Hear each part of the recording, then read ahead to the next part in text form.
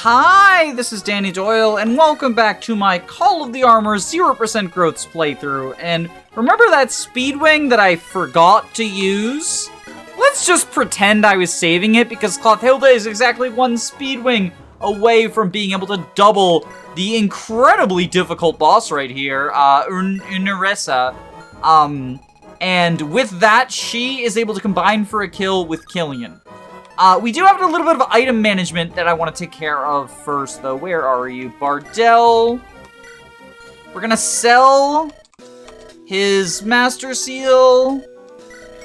And I believe there's another Master Seal that we got from the boss that we're gonna sell as well. Where are you? We got 2 Master Seals to sell, actually. So we'll just do that. There is going to be a big item management thing at the end of the like the start of the next map, but this is a pretty simple one. So I'm not too worried about everything we got going on here. So join you shortly. Before we get onto the map proper, there are 2 units to talk about. And they're both kind of unique. So Renmire is the first one. She's just kind of like a mediocre sniper, 10 strength, 18 speed, an extra point of move, not really sure why. Comes with Quicksilver, but anyone can use it, which is a longbow with the Luna effect, and then also a silver bow. Quicksilver is going to be very useful. Not on Renmire, but in general, it will be used by Shale, because Shale's our bow user, our primary bow user. Renmire's stats leave a lot to be desired. Skill and luck and speed are very high, so like, doubling and hitting things very accurately is the name of the game.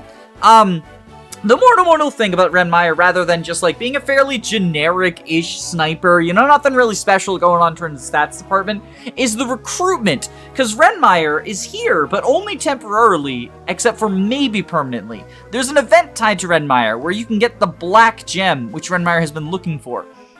And Renmire will approach you, she'll ask like, hey, can you give me that? If you give it to her, she will stay with you, and give you a warp and rescue staff as thank you. If you don't give it to her, or you just don't get it, because it's in a chest on this map, she'll leave at the end. She'll leave if you don't give it to her, and she'll leave if you don't get it, like, just looking for it later. So that's kind of interesting. It's pretty cool. The hashtag Orson archetype, if you will. But yeah, she's, as a unit, fairly boring, but as a, like, joining character, her recruitment is the most interesting about her. I guess these are kind of, like, they're funny numbers, right? Like, it's very high skill and luck. She's gonna have really high accuracy at any point that we care about that. The other, again, not very great as a unit, but very interesting. The Kamuth. These stats look pretty terrible, and that's because these are not his actual stats. I'll show off the recruitment. It's a hollowed out armor, and it's a build your own character, right? So you can boost strength, defense, and speed. I'm gonna go strength, you can go strength again, and I'm gonna go skill for the last one. And after I get this attack off, I will talk more about the Kamuth, because Kamuth is again, it's a mediocre unit. Like, a general at this point in the game with customizable stats is cool, but it ends up in a situation where, like, you're always lacking in something. Even if you give speed, you'll be lacking in speed, which is why I didn't give speed. I think doubling up on strength and just making the Kamuth hit really freaking hard is probably the way to go, especially because you do have ways to boost its defense as well, since it comes with an emblem shield, and you also get an emblem shield in an event at the start of this, so you have 2 different ways to boost people's defense with the emblem shield. Other than that, like, having A rank in every weapon is nice, but it's not close enough that it's going to get S in any of them.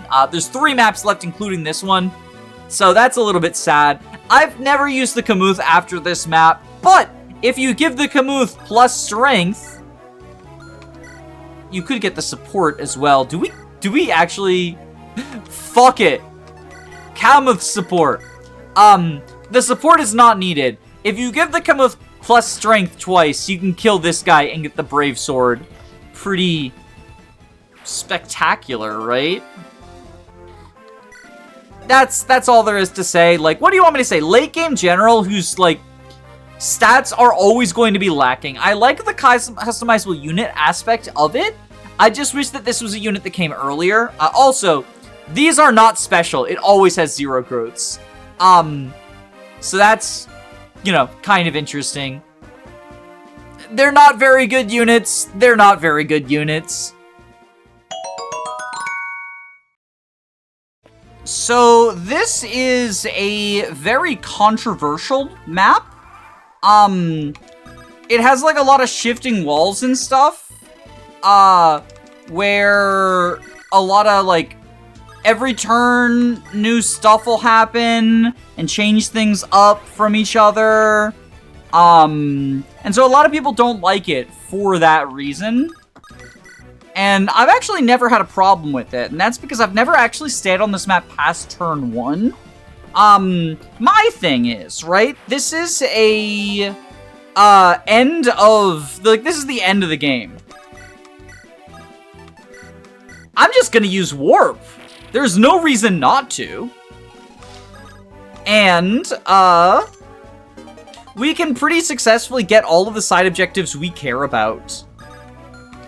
So, I'm going to Warp Killian. Yes, that's right. Killian is still as important as ever. And then we're gonna go ahead and rescue... Can you support, by the way? You can't. Okay. We're gonna go ahead and rescue... No, from here. Clothilda. So, in addition to the, like, walls shifting around a bunch every turn to rearrange traps, there is a summoner over here who summons a lot of zombies, and a bunch of cool effects you can use. All these people, when you talk to them, they'll do effects like make people berserk towards each other, heal your units, and this one increases everyone's weapon experience to their primary weapon. What counts as the primary weapon is, like, a little bit inconsistent. You can see Venus has almost reached Warp as a result of it. Not quite reached Warp, but almost reached Warp as a result of it. So that's pretty cool. I think, actually, if we... we have Barrier. She can probably... barrier her way up. And if not, we could dance her and have her barrier a second time just to hit Warp. But she's at Warp anyway. That's another Warper. Only 5 range, but I'll take all the Warpers I can get, right? Anyway, let's get the Black Gem. As I mentioned, you need to give the Black Gem to Renmeyer to keep her, and she will give you Warp and Rescue for it. But Warp and Rescue are also for sale next map, and you can buy more of them by selling a 15,000 gold item, since you have the silver card at this point. So, it's not necessarily a good trade. Yeah, I wouldn't take that trade, TBH. Of note as well, the Burst of Knowledge, is that going to buff Keho? Not enough. Lamau. Alright, let's take out these bosses. So this one's really easy, because he's weak to hammer. And you just got Bardell last map, so, like... I don't know. This just feels like the level 0. Maybe it's just me, but as soon as I saw Armored Boss and I just got a Berserker and I have a hammer, like, I tested to see, and yeah, he won rounds cleanly at base. Like, it's pretty based. This one's a little bit more complicated. She's actually, like... So that guy on player phase, his weapon quads, by the way. This girl on player phase, or on her enemy phase, so her player phase, it'll drain HP. On his player phase, so on enemy phase, it quads.